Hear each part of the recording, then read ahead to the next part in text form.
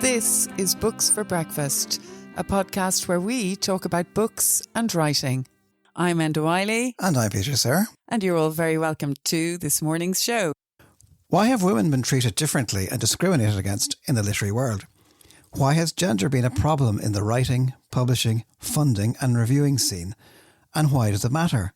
Éilis Dhuibhne asked 21 writers who were born in mid-20th century Ireland, North and South, to write about their literary lives.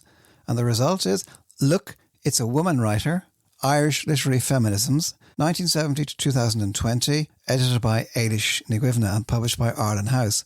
And on today's programme, Enda interviews editor and contributor Éilis Dhuibhne. And joining Enda also is distinguished author Catherine Dunne. So the coffee's made, the toast is on, and the books are on the table. Today on Books for Breakfast, we are here to celebrate Look, It's a Woman Writer, published by Ireland House just this year. It's a collection of 21 essays by Irish women writers and it's edited by Éilis Dhuibhne, writers who were born in mid-20th century Ireland, North and South, and who were asked to write about their literary lives. These are rich, they're vivid, they're unique, they're highly memorable essays which give an amazing picture of Ireland's literary landscape from diverse female points of view. Here are poets, there are fiction writers, playwrights, writers in Irish and English who have written accounts which are really lively, intelligent. I laughed a lot when I read some of them, honest expositions of the writing life during a pivotal period in the history of Irish literature when legislation for gender equality was beginning to be enacted. And happily, they are maturing as writers, growing older in an Ireland where a great deal has changed, for the better, I think, definitely. And these 21 writers, I want to name them all. They are Éilis Dhuibhne, Catherine Dunne, Leah Mills, Maeve McGuckian, Evelyn Conlon, Mary O'Malley, Liz McManus, Mary O'Donnell, Moya Cannon, Celia Dufresne, Mary Dorsey, Anne Devlin, Mary Rose Callahan, Mary Morrissey, Anya Nicholin, Sophia Hillen, Ruth Carr, Cherry Smith, Marie de Woods, Ivy Bannister and Phil Herbert. They were all amazing women who have, as the book says, participated in and created new and more egalitarian literary scenes through their activism, but above all with their writing. They were movers and shakers when it really mattered, and they are literary survivors. And I'm absolutely delighted to have two of them here today. And we are joined by Éilis Dhuibhne. She's the editor, as I said, but she's also one of the contributors to this collection of essays, and the novelist Catherine Dunne. So I'll start by introducing Catherine. Catherine, you're very welcome to Books for Breakfast. Catherine was born in 1954. Catherine is the author of 11 novels. She's also published one non-fiction book, An Unconsidered People, a social history that explores the lives of Irish immigrants in London in the 1950s. She's achieved enormous success as a writer. Her novel, The Things We Know Now, won the Giovanni Boccaccio International Prize for Fiction in 2013 and was shortlisted for the Novel of the Year at the Irish Book Awards. The years that followed was longlisted for the International Dublin Literary Award. She was the recipient of the Irish Pen Award for Outstanding Contribution to Literature in 2018, and in 2019 her novel The Way the Light Falls was shortlisted for the European Strega Prize. So Catherine, welcome to our table, and I'm going to introduce Éilis now. Éilis Dhuibhne was also born in the same year as Catherine, in 1954. She was educated at UCD. She's a BA in English, an MPhil in Medieval Studies and a PhD in Irish folklore. She is a former curator of the National Library of Ireland, and she's writer fellow and lecturer in creative writing at UCD and Trinity. And Éilis is also an astute literary critic. She writes short stories, she writes novels in both Irish and English, and she's published almost 30 books. Among her awards are the Stuart Parker Award for Drama, 3 Bistro Awards for her children's novels, several Oireachtas Awards for her novels in Irish, the Irish Pen Award for Outstanding Contribution to Irish Literature, and a Hennessy Hall of Fame Award. Her novel, The Dancer's Dancing, was shortlisted for the Orange Prize for Fiction. Éilis is a member of Éisteanna, also the Irish Affiliation of Artists. So, Éilis, just to start with you, 21 writers from the Republic of Ireland and Northern Ireland. As I said earlier, all poets, there's fiction writers, there's playwrights, writers in Irish and English. all women mostly born in the 1950s. So we have a fantastic wide range of voices all celebrated here. But I was interested in the fact that in asking them to contribute, you decided not to focus on what has changed since the mid-20th century, but on their journeys, their own personal journeys as writers. And I think this is what makes this collection so interesting, the diversity of the voices and the journeys. So as editor, I suppose my first question is, were you surprised by the diversity of narratives that appeared on your desk and eventually became part of the book? I was pleasantly surprised. I'd started out, the idea for the book that I had was that we were born at a lucky time, women like me and Catherine, the mid-1950s. The stereotype of the 1950s is anything but good. It seems like the worst possible time to be a writer or a woman or whatever, or anybody almost in Ireland. But as you said there in your great introduction, and things changed and they changed. There is a tide in the affairs of men and women, and they changed kind of just at the right times for us, for the babies of the 1954, 55, 56. But when the stories came in, of course, originally I thought, gosh, wouldn't it be great to have a book of writers who were all born in 1954. And maybe you could do that because there are a lot of people, women writers who are not in the book. But the age kind of expanded to earlier and later. So they're between, I think, 1948 and 1960. The youngest person in the book, Sherry Smith, was born. So, and their experiences had so much that was different, and that the personal stories are really all different. Their interpretation or their perspective on history, sometimes it's not as positive as mine was. They kind of don't see that things have changed, that it's all so great for women writers. So I think that is a very interesting aspect of the book. But on the other hand, there's lots that they have in common, even small things, I suppose, that you might anticipate. For instance, an awful lot of the writers in the book were interested in writing already when they were children. But of course, what's really most interesting is that 3 or 4 of them weren't interested at all. And like Celia de Freyna opens saying, there was nothing in my childhood that suggested I would be a writer, or I'm paraphrasing her slightly. Moya Cannon, these are great writers, had no intention of being a writer, even though until she was 21 or 22 or something, and her brother suggested to her that she write poetry. I thought those stories were fantastic, really. And then other things they had in common was they were all readers, of course. They all read. The name that crops up most frequently, as in childhood reading, is Enid Blyton, I think, and obviously Little Women, and Jo March is there in many of the essays, and then they move on. A lot of the women writers in the book took a degree in English literature, like Catherine, like me. Haven't actually counted, but certainly more than 50% of them did that, and that's an area where they all had the same experience in a way, that there weren't hardly any women on the syllabuses when they went to college in 1971, and there were hardly any women lecturers. On the other hand, Sophia and Helen in the north, and most of them say, yeah, but it was great anyway. I mean, we loved literature. We didn't really particularly pay much attention to the fact that, there was only Emily Dickinson and Emily Bronte on the course.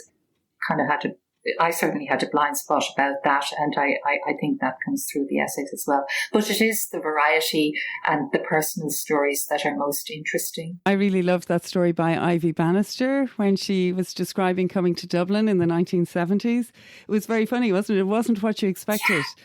I thought, coming from New York would have been lively and interesting, but she said, no, Dublin was absolutely an extraordinary place in the 1970s. Yeah, Ivy's wonderful essay is a great accolade to Dublin in the 1970s. And I think she opens by saying, Dublin made me a writer. And, it's all about great literary conversations in Bewley's and meeting writers all over the place and everything. And but I think what illustrates how different the essays are is that just before Ivy's essay or just after it is Mary Rose Callaghan, who happens to be a good friend of Ivy's, but I don't think they were coos about this. But Mary Rose says, if I hadn't gone to America, I would never have become a writer. Exactly the opposite. So I know, that's right. That's exactly right. And then you had Mary Morrissey as well saying that she went to Australia and that's where she decided I'm going to be a writer when she was there. So they're really diverse essays. But just going back to again why you wanted to gather these essays together. You said that the idea of, look, we have a woman writer came to you in the aftermath of Waking the Feminist Movement, established in 2015 against the poor representation of women playwrights in the Abbey Theatres programme, which was commemorating at the time the centenary of the 1916 Rising. And it got you thinking, didn't it, Éilis, about a previous cohort of Irish women writers and thinkers, women like Alva Smith, Evelyn Conlon, Mary Dorsey, Liz McManus, Mary O'Donnell, who really had bravely fought an earlier fight in the 70s and 80s regarding gender issues in Irish literature. And it got you thinking, had these spirited women's fight in some way been forgotten about? Is that correct, Éilis, or did you feel that? Yes, although, of course, totally supportive of the Waking Feminists movement, and they were right that in the theatre world, gender equality definitely has not taken place. It hasn't kept pace at all with developments in the world of fiction and poetry. I'd say fiction has done best and poetry maybe second, and then drama right down at the bottom for whatever, complicated reasons, no doubt. But indeed, in the 1980s, I was involved with Alva Smith and the Women's Studies Forum in UCD, and that was my kind of awakening to cultural feminism, the feminism of literature, literary feminisms, and so on. And we were fighting these battles and the gender wars as far as literature was concerned back then. And I mean, there were all the initiatives like Ireland House, Attic Press, the National Women's Writers Workshops, where I met a lot of those people you mentioned, Liz McManus and Marie de Woods and so on, people who I still know very well and have become my kind of literary friends. So, it was as if that story had been kind of, but not forgotten, but younger women just didn't really know about it. So, which is perfectly understandable, just as we didn't know, because there were earlier iterations of the same thing as well, as if we keep having a new, we're always waking the feminists in Irish literature. So, absolutely, that was one of the reasons. I mean, there were other sort of inspirations as well. As I mentioned, David, in the book somewhere, David Lodge's memoir, Quite a Good Time to Be Born. I thought, I was born at quite a good time in Ireland, 1954. And I think I also know sometimes writers forget or deliberately forget some of their inspirations. And I know I was in Chicago, in Andersonstown, in about 5 years ago. So this was all about the Waking the Feminist time and so on. And I saw in the shop an anthology of essays by writers, I think just random women writers. It was a women's bookshop, so I'm sure it was. And that gave me the idea too. I thought, I thought our stories should be told by ourselves. Yeah, and definitely, I very much enjoy them. Also that idea that I think emerging women writers of the 70s, the 80s and the 1990s, they wrote in a very male-dominated world. I remember it myself. Like, I started publishing in the early 1990s and going to readings, and I'd practically be the only woman poet of my age there. But I began to view these essays as when I was reading them, they're quite a clear-eyed picture between that time and the current literary time, which is overflowing with female writers like Claire Louise Bennett, Danielle McLaughlin, Sally Rooney, Louise Kennedy and others. I'm just wondering, have you had any response from that cohort of writers to this collection of essays? That's a very good question. I don't think so, no. Yeah, I wonder, are they reading it and what they're making of it? Because it gives such a brilliant history of what came before, I think, and as you said, all those writers who fought so hard. It was a time of doom and gloom, the 50s. I mean, my father's generation, he was always complaining about it. But I find it so interesting, Éilis, that you're saying for you, it was a lucky time. Catherine, I'm going to bring you in now. Did you feel that as well? It was a lucky time to have been born. Hi, and thank you very much for inviting us to take part in this morning. Okay, so I think for me, the lucky bit came in at the time when it happened, by the birth lottery, if you like, that I was just about to go to secondary school at the time when free education was introduced. And I know that a lot of other contributors mentioned this as well. And I think it was very significant because fees at that time for secondary school were quite significant. And I know there were some worried conversations at home about where to find the fees to send me to secondary school.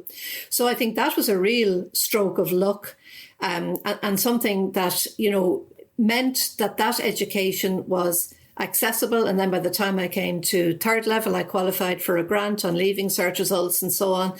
None of those things would have been possible in previous generations. So that certainly was a very lucky break for me. But when Éilis just asked us to talk about our writing journeys, I thought, I kind of know what I need to say there and, go back over the history of publication and whatever. But in fact, it was a much more revealing exercise, I think, as I got into it.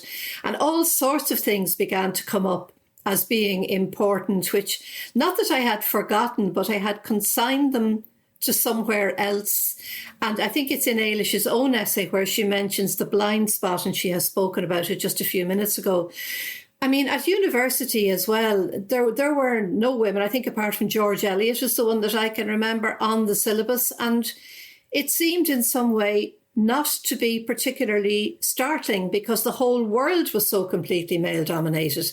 And we were used to women having roles such as teachers and nurses and whatever, but certainly not raising their head above the parapet in any significant way.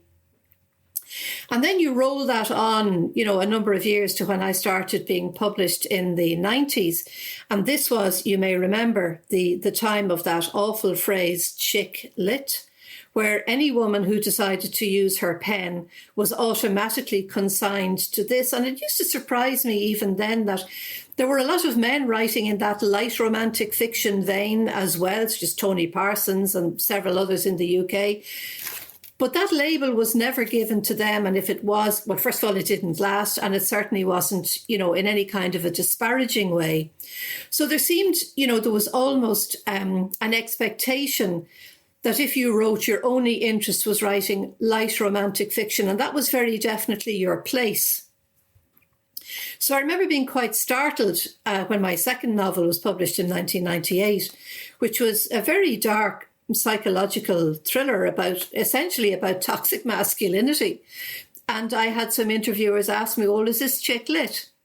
Because for some reason, everything that women wrote about either had to be light romantic fiction or needed to come from their own personal experience, so that in some way writing was kind of therapy or unfiltered autobiography.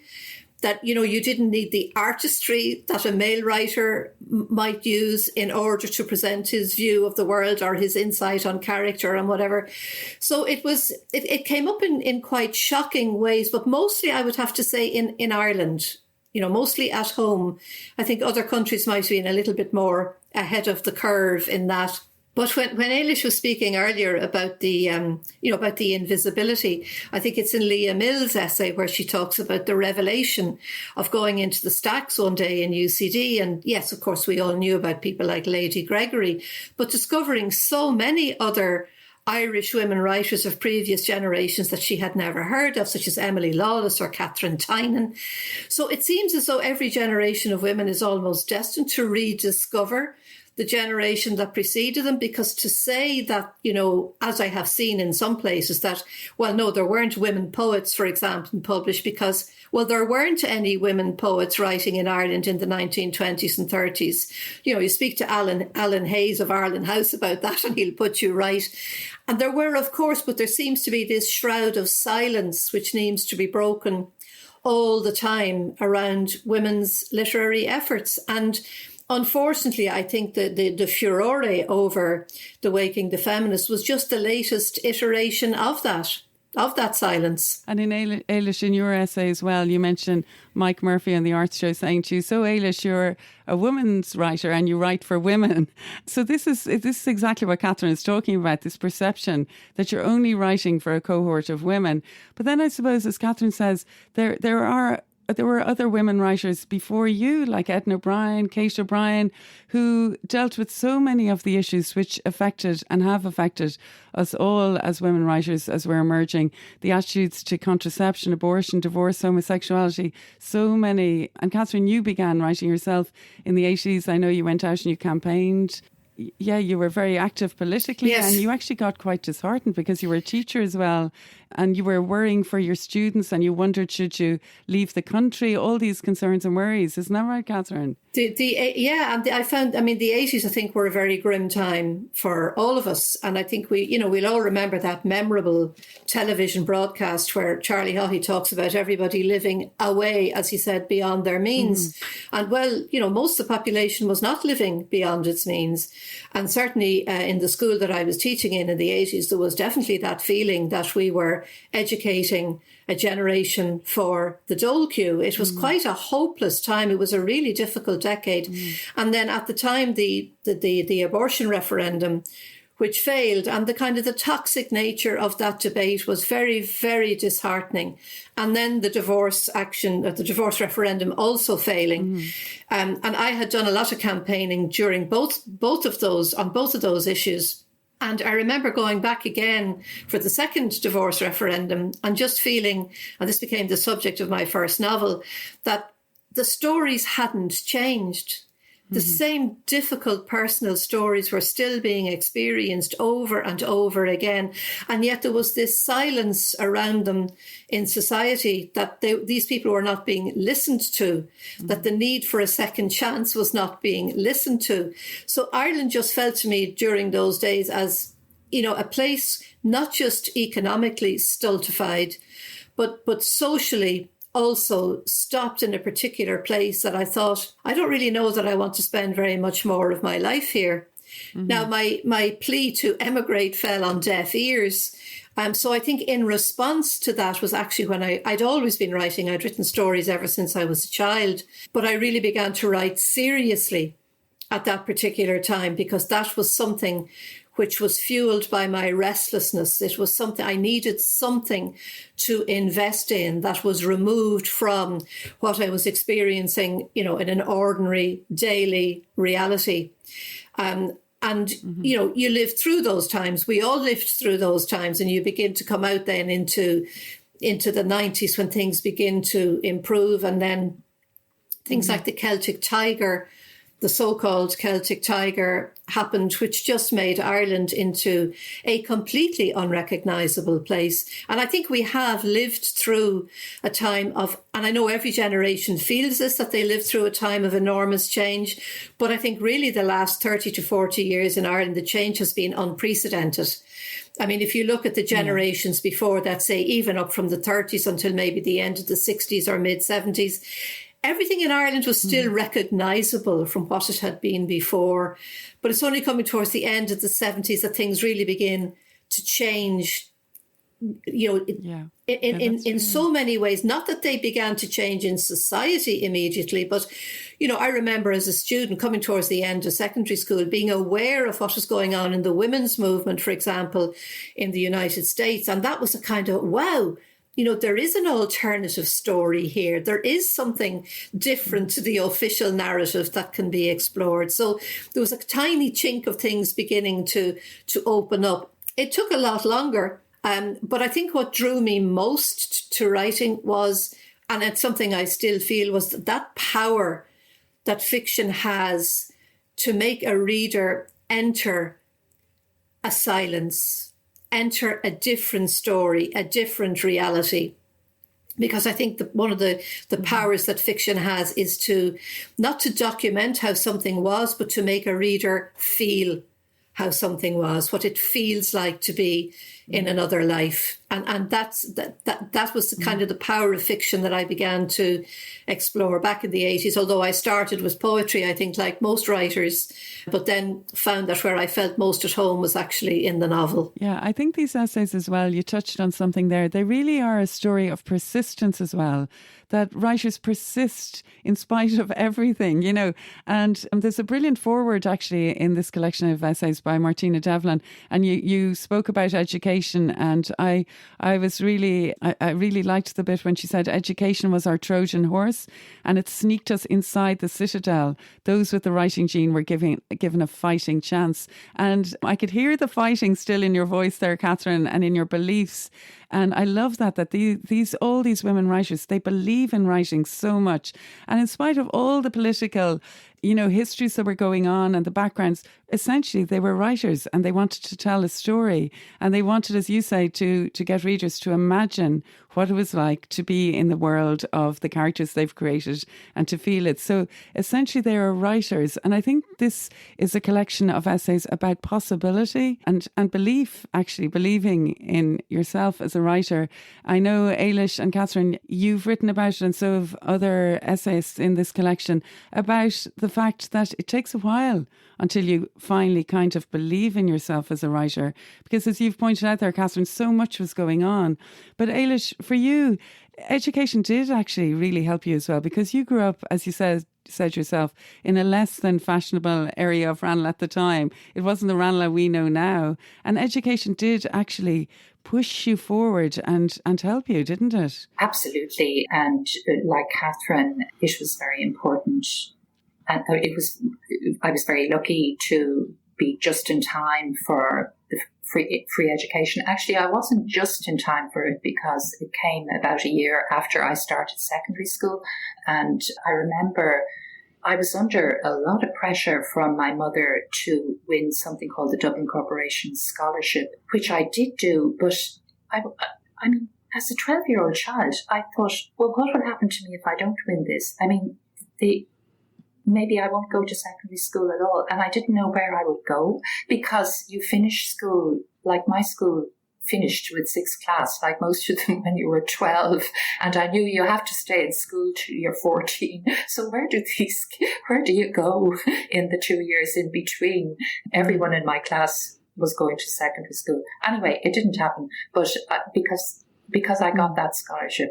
And then a year later, the free education came in, and I have to say, I'm very grateful to the Dublin Corporation and the Irish State for funding my education from then to when I got my PhD. And even though we didn't have to pay fees in school after 1967 or something, Dublin Corporation used to send the scholarship check to my mum. And so, you know, there was a little bit of extra money for, of course, school is much more expensive than just the fees, but that was so important. Yeah, I mean, certainly going to secondary school would be important for a writer. Whatever about I don't think I would have gone to university if it hadn't been for the grants, which were also available. And of course, I also did live in Ranelagh, and I could walk to Belfield. So all that was kind of very fortunate for me and for other lucky people of my generation, not for all of them. Sometimes I wonder, though, of course, as I studied English and was really interested in the history of English literature and saw that as the way to become a writer. But of course, there are other ways. You don't have to go to university. And sometimes I wonder, would I have been a more interesting writer if I hadn't kind of been reading from Beowulf to Virginia Woolf or whatever? What could have been if I'd been working, I don't know, in his shop or, whatever. because I think, in some ways adversity contributes to your, is inspiring. You mentioned, Enda, that the stories are stories of persistence, because of course one aspect of the 21 writers here, 22 I think if you include Martina, she's a little younger than the rest of us, is that they started writing and they went on and they're still writing. And I do think the oxygen generated by literary feminism and so on has been quite important in allowing, permitting, encouraging, or even forcing the writers to go on, because they kind of realize it's not just about themselves and their own personal gratification. I certainly felt that when I was in the Women's Studies Forum in 1985-86. Hey, it's not just about me, I am going to be a writer, blah, blah, blah. I am now part of a movement, the women writers. And and I was a very angry, an angry young woman at that stage in my personal life, kind of, juggling the kids and the house, and I had a job, and how hard it was to get time to write. I was very angry. On the other hand, it gave me a lot of material to write about, and a kind of kick in the backside. Also, I think, we were talking about possibility as well. I mean, things were helped by the fact that publishing houses started up, like Arlen House first started in 1975 by Catherine Rose, and then women like Margaret McCurtain and Eve Van Boland, they came on board. And then in 1984, Mary Paul Keane and Roisin Conroy, they set up Attic Press. But there were other publishing houses as well, weren't there, that welcomed women writers like Salmon, Poolbeg, Chloe O'Connoch, Summer Palace. These feminist publishing houses, they were so important, weren't they, to women writers? And I think most specifically to the writers in this collection of essays. Did you feel, Catherine, that they were important, that it was opening a way for women to have their work published? Very much so. And I think Alan Hayes has done us all a great service by the essay that he has in the book, also looking at the history of the women's publishing houses. When I started being published, it was actually by a British publishing house, because that was the time, the late 90s, when a lot of British publishers set up offices here, because they actually saw the potential that there were actually a lot of writers who hadn't managed to be published here, and that was a situation that could be mined, if you like. So my first two books were published by Jonathan Cape. But just to go back for a moment to that notion of persistence, I just think it's a really important one, that persistence and tenacity, because side by side with the belief, which I think is expressed in different ways in the essays, that something you write is only a text until a reader engages with it, that your poetry or your fiction or your play only comes to life when there is the other engagement by a participant, whether it's a reader or a member of the audience. So there is that, and nobody wants to write something to sit in a drawer. So you put that really passionate belief on one side by side with something which Mary Morrissey talks about very honestly in her essay, which she calls a publishing drought. Yeah, that's right. Yeah. And there are times when, for whatever reason, my last book, for example, was turned down by several publishers because it was regarded as too quiet. So there is some sort of, an arbitrary standard which comes about, and it seems to, and this is only, anecdotally, but it seems to affect perhaps women writers more than men, that if you don't write something that fits whatever the publisher has in mind for that particular market, the almighty market, well then, I know, you don't get published. And that's, I'm talking about somebody who have people who have significant publishing experience behind them, such as Mary Morrissey, but suddenly there was this 15 years that she talks about. And, that's something which I think other people in their essays mention quite honestly as well, that, if you're not prepared to fit what you write to a market, then what do you do? And the answer is, clearly by these 21 contributors, we just keep going anyway. Because writing, it's not just what we are. It's not just what we do. It's something that we are. It's like somebody asking you, well, why do you breathe? It's, it's the same answer. Yeah, I thought She was very honest, wasn't she? And then she said, but I did write. I published it, or she wrote anyway, collection of stories. She wrote novels, but they just weren't taken up. Just persisted. So what did she do? She said, I just persisted. I kept going.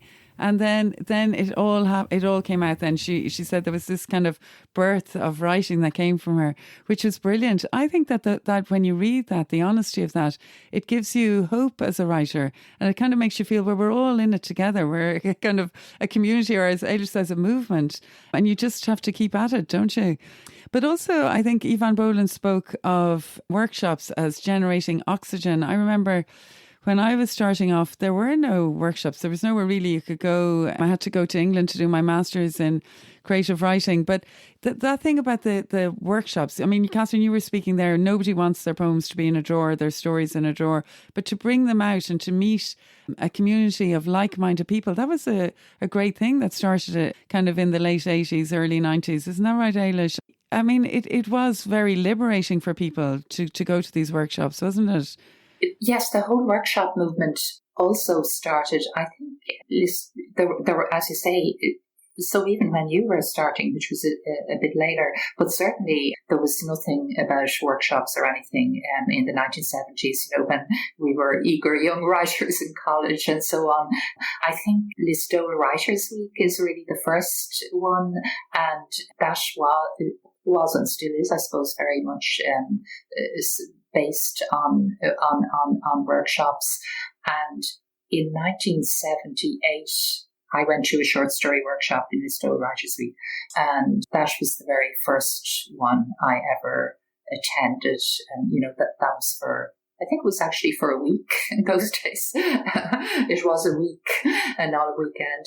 And then in the 80s, they started Ireland House, and Evan Boland started something called the National Women's Writers Workshop. That was kind of they were doing these Maxwell House competitions and collections of stories and so on. And they organised workshops for women only. I mean, that was my first experience of kind of the women's thing and literature coming together, and Ivan facilitating the workshops and saying we generate oxygen and so on. And that is absolutely true. I mean, they generated oxygen. You kind of were in touch with other writers, other women writers. And in the case of that one called the National Women's Writers Workshop, which several of the contributors in the book were in, we when it was over, it went on for 6 months or a year or something like that, once a month. A group formed out of it, as frequently is the case with these kind of things, and that group survives to this day. It must be one of the oldest writers groups in Ireland that has also persisted and succeeded in surviving for about whatever it is, nearly 30 years. And of course, as you know, in the meantime, I mean, there are workshops all over the place. The Irish Writers' Centre provides ongoing fantastic workshops, and there's the professionalisation of the teaching of creative writing in the universities. I think they all have creative writing programs at this stage, whereas it took a long time for that to kind of get into the universities here, but it certainly has at this stage. So and the result of that is many more people writing, a lot more competition, I think. I mean, it's never been easy, but I think now there are an awful lot of very good writers out there trying to get their stuff published, and they learn fast in these MAs and so on in the universities how to the techniques of writing. So I think standards are really high. It is true, Éilis, that things have changed so much, and I think it's a good time to be a writer now as a woman writer. But for all the talk, we've been talking a lot about kind of gender and politics, But what I thought was fascinating, that most of these essays showed that other things were more important to these 21 writers. Mary O'Malley was inspired by returning to Connemara from Portugal at a time of economic recession in the 80s, and she felt she had to write about these. Mary O'Donnell was influenced by her home place of Monaghan and Patrick Kavanagh and his enduring poetic presence there. Moy Cannon, she studied history and politics, but it was Donegal. It was her childhood, it was the mountains, the scenery there that inspired her. And in your essay, Catherine, you speak about your childhood and how much your own family history intrigued you. And I was interested by the quote that you gave from Margaret Jurkenaar, who speaks of writers and the emotional storage that they initiate very early on, that laying down of sedimentary memory. Do you think, you obviously think this is true, and it's an idea that I'm really interested in as well? Yeah, I do. And again, it was something that I only really began to think about in a structured way when I was doing the essay, because so much of what I remembered in my access to books as a young person was, as a child, going to different libraries, going to Charleville Mall, going to Marino, going to Raheny, because Clontarf, astonishingly, where I grew up, had no library, and I think still has no library. So those were the three that would have been closest to me. So I remembered the feeling of that delightful feeling of being overwhelmed by choice when you walked into a library with my parents' tickets, knowing that I could take out the maximum amount of books for every 2 weeks. But yes, my father was a great storyteller in the sense that he didn't tell us stories as such with beginning, middle and end, but he told us snippets of his experience of growing up in Belfast in the 1930s. And my mother's experience would have been quite different, growing up in North County Dublin in a similar time. But I suppose because I don't know about the two of you, but I remember, I think I was probably 12 or 13 when I realised that the north of Ireland was actually under a completely different system of government from where I lived. And this was a revelation, because it was something that had been kept quite quiet, I think, in the South. There wasn't that understanding or that reaching out or that embracing of the north of Ireland, of the 6 counties as they were known. And I remember listening to, my dad's experiences of being discriminated against, of the divisions within the community, of what it was like to try and make your way. And then, of course, when I was still quite young in 1968, when Burntollet Bridge and the Civil Rights March exploded, all of that there was almost as though there was a steady build-up throughout all of my life of stories and snippets and visualizations of things that had happened to my father and his family. The rest of his family, basically because of the situation in the north, left and came to live in Ranelagh. They left the north completely. And so I just began to feel that there was a whole other side to my family history which really needed to be explored, and I did that, and I spent a lot of time in, again, another library to which I'd be very grateful, which is the Linen Hall Library in Belfast, who were endlessly patient with all of my requests. But I suppose the personal side of that as well was my dad was actually, when I was beginning to write this, my dad was suffering from the early signs of Alzheimer's. But his memory of his childhood was quite vivid, as tends to happen. So for me, that was a lovely experience of being able, to be writing, to be telling him his story and writing his family story at the same time, and allowing him access to all of those memories which were and would eventually disappear completely. So I think, the things that you hear as a child, the things that you experience as a child, for writers, certainly, they have a huge impact. And it's only as we write in later life, I think, that we start to unpack the impact and the influence that all of those things have had. And I don't know who it was, but some other writer said that really that's all we're writing from. All writers are writing from their childhood, different versions of that childhood and the people we become.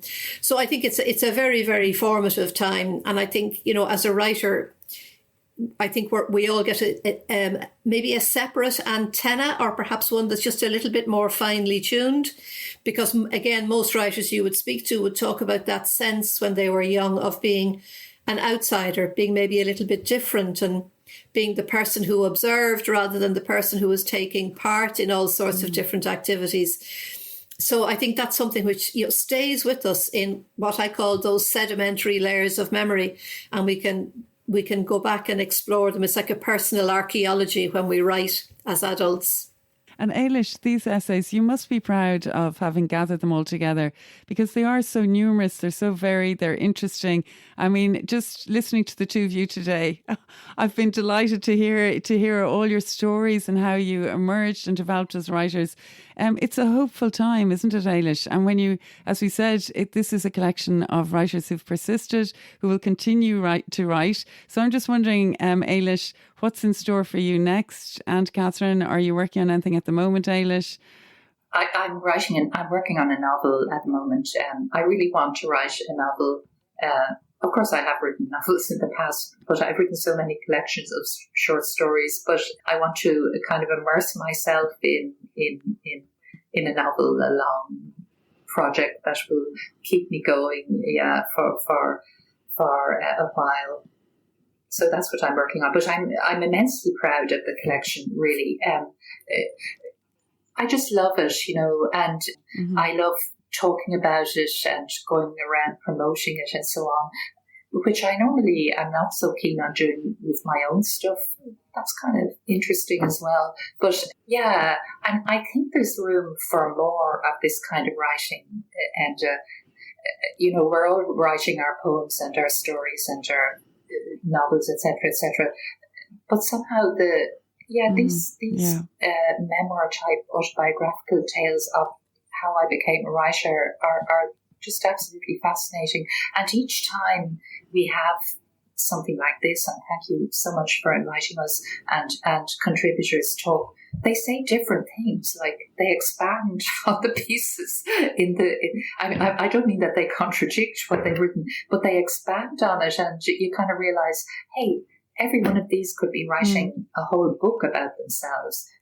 And there must be another 20 or 30, I don't know how many other women writers, not to mention men writers, who were born in the 1950s are out there and have their story to tell. And we have, I know everyone thinks they've lived in times of great change, but we have lived in a time of great change in Ireland, and they have been very interesting times. So the historical context for us is just interesting.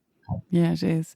And Catherine, what's ahead for you now? I've been working on a novel about motherhood for the last, I'm now into my 4th year, I think, looking at the experience of motherhood, particularly in Ireland, although obviously there are lots of universal connections as well, but just looking at Irish society and a view of what motherhood should be and then what it is, really from the 1950s until now. But it's endlessly fascinating. And although lockdown and the lockdowns were very difficult in so many ways for all of us, to me, that was a project that really helped me combat the isolation and the anxiety and the fear that awful time has brought into all of our lives. And I'm endlessly grateful for having had projects like that, to be able just to dive into, and a way just to inhabit that other world which books have always offered me, either writing them or reading them. So I think we've come to the end of our Books for Breakfast episode today, which concentrated on Look, It's a Woman Writer, Irish Literary Feminisms 1970 to 2020. And as I said earlier, it's a collection of essays which demonstrates the importance of these 21 Irish women writers born in the middle of the 20th century, who are, I have to say, movers and shakers, and are without doubt true literary survivors. There's a foreword by novelist Martina Devlin, an afterword by Ireland House publisher Alan Hayes. And really, Look, It's a Woman Writer. It's essential reading for anyone with an interest in how Ireland finally began to value the voices of women. And as usual, all details of this book will be available on booksforbreakfast.buzzsprout.com. And for now, thank you to Catherine Dunne and to Éilis Dhuibhne for coming in to talk at the breakfast table today. Thank you so much, and it was a pleasure. Thank you. Thank you very much. Thanks, Catherine. I think we've reached the end of our Books for Breakfast podcast this morning. I'm definitely rushing off to have more coffee. And I'm Enda Wiley, and I have Peter Sirr here with me. And Peter, would you like to tell everyone about the details of the podcast if they'd like to listen again?